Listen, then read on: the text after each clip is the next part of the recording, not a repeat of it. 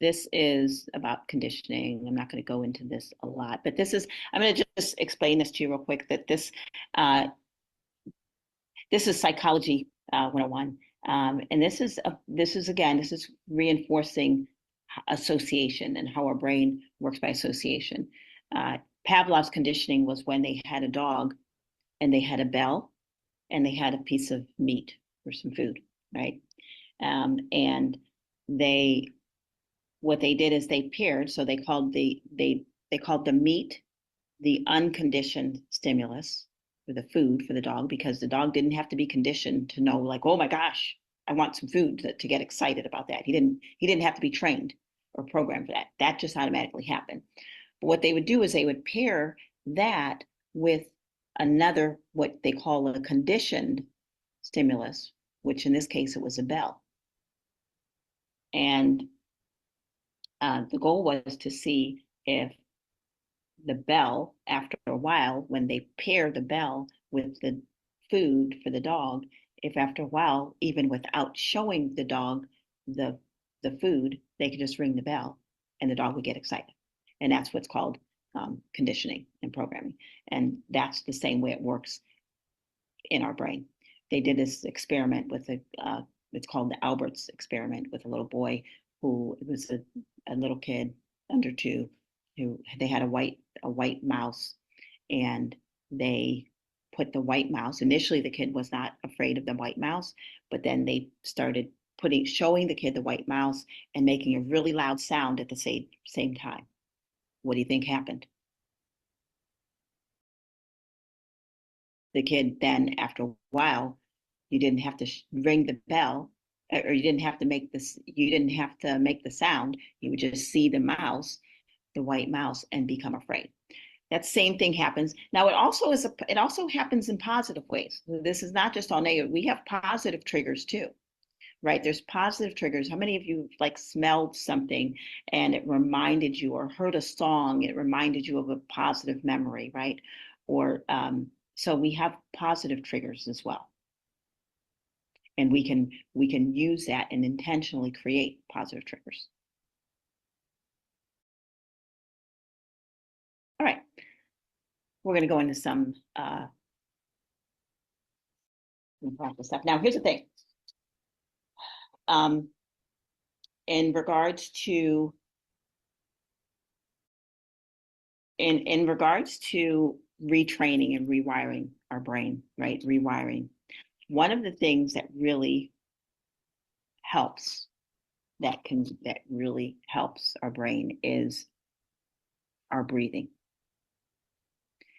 And there's a thing called heart coherent breathing. And there's been actually a lot of research on that, on this heart coherent breathing, a lot of it. And basically what they found, heart coherent breathing is, first, it's where, and we're going to do it, we're going to actually do a heart coherent breath, but I'm going to tell you what happens with the heart coherent breathing. Uh, uh, and so that you can know what to expect. So basically when we're doing the heart coherent breath, the goal is to align our heart and our mind.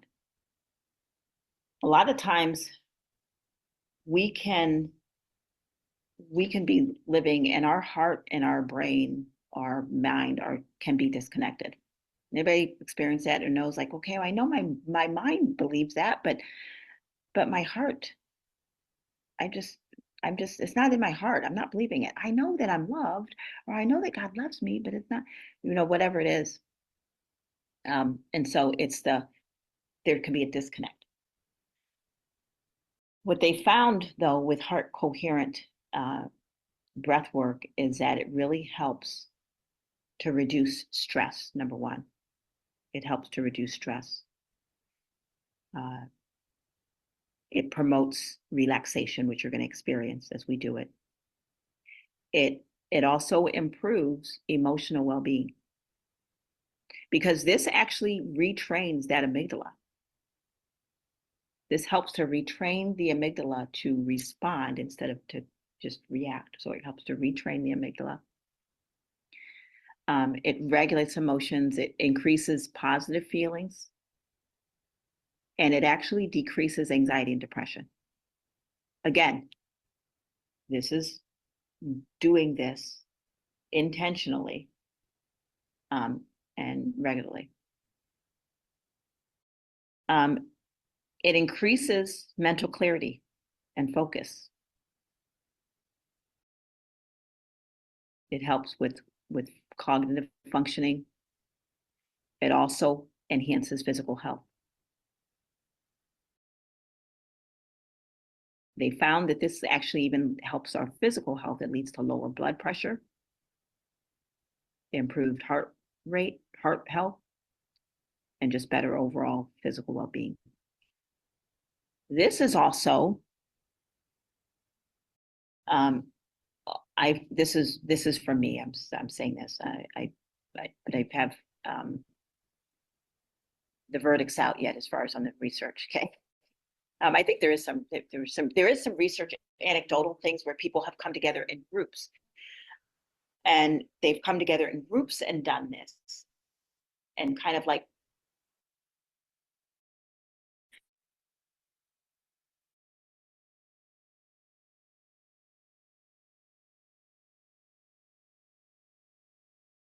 We lost you, Lisa. Lisa,